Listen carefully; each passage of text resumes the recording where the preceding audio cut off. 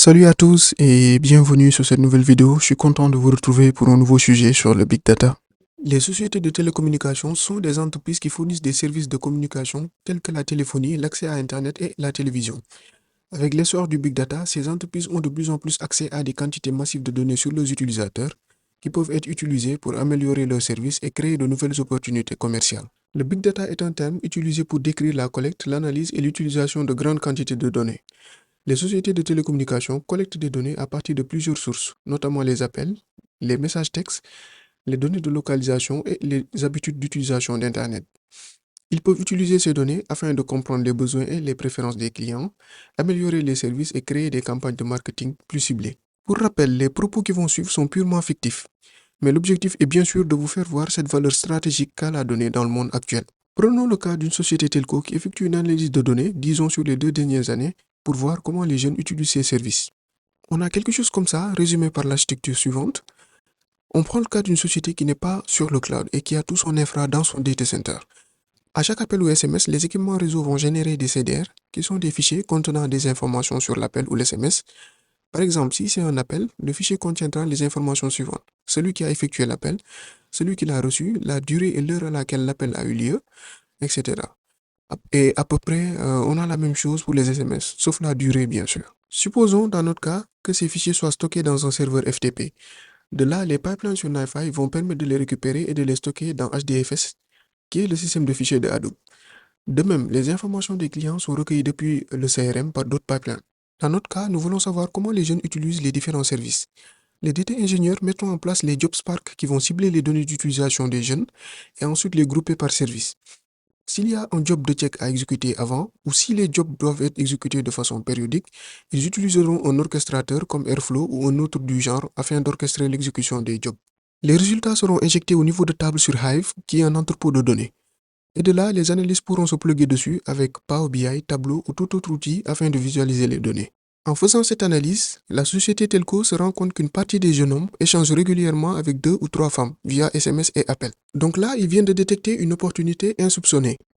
Même si c'est pas très halal toute cette histoire, c'est possible de créer un nouveau forfait et de le vendre à tous ses clients. Donc ils font tous les calculs nécessaires et mettent en place le nouveau forfait. À disons 3000 francs. Genre tu t'y souscris et durant un mois tu peux envoyer des SMS et communiquer 30 minutes par jour avec 3 numéros de ton choix. Et vous-même vous connaissez les sociétés telco en termes de communication. Tu te réveilles le lendemain à la télé, la radio, YouTube, Facebook, Instagram, TikTok, les influenceurs, influenceuses, en résumé tout le monde ne parle que du nouveau forfait. En plus de ça, tous ceux qui communiquent régulièrement avec 2 ou 3 personnes reçoivent un petit message pour les notifier de l'arrivée du nouveau forfait. Imaginez un client qui combinait plusieurs forfaits ou qui faisait des micmacs complexes afin d'accéder au même service qui reçoit un message qui lui présente le nouveau forfait. Là, il ne voit plus le réseau telco comme juste un réseau de télécommunications parmi d'autres. Mais maintenant, là, il le voit comme un partenaire. Et tous ces gars qui étaient fidèles par faute de moyens voient cette nouvelle opportunité en plus de cette accessibilité. Et comme que généralement, ce qui se ressemble s'assemble, il est possible, grâce à l'utilisation de bases de données orientées graphes, de notifier l'entourage de toutes les personnes présentant les mêmes caractéristiques. Maintenant, à titre d'exemple, disons juste que 500 000 personnes payent le forfait. Ce qui fera un total mensuel de... Bon, faisons le calcul ensemble. 3 000. Donc voilà, j'ai pas l'habitude de lire ce type de montant. Je suis à découvert la plupart du temps. Donc voilà, là on a 1,5 milliard. C'est sûr que la majorité des clients ne vont pas juste se souscrire une fois et puis basta. Donc multiplions tout ça par 12.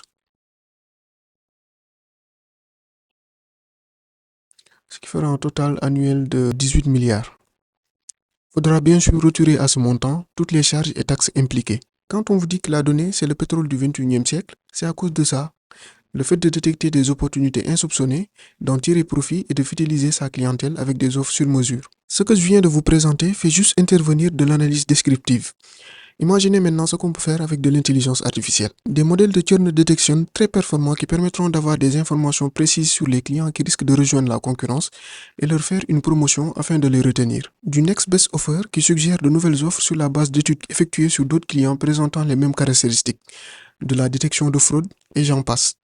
Le potentiel est énorme. Tout ce que je viens de dire ne se limite pas juste qu'aux sociétés de télécommunications. C'est aussi valable dans tous les autres domaines, les banques, assurances, vente en ligne, etc. Donc toutes ces personnes qui disent que l'avenir appartient à ceux qui se lèvent tôt, eh bien en Afrique, quand tu te lèves tôt, c'est pour éviter les embouteillages et dire bonjour au patron quand il arrive au bureau. Voilà, le coq même se lève tôt, très tôt même, et pourtant il finit dans une marmite. L'avenir appartient à ceux qui ont une stratégie data. Maintenant, vous, monsieur le CEO ou monsieur le PDG, est-ce que vous avez une stratégie data? Si oui, confirmez ça en commentaire.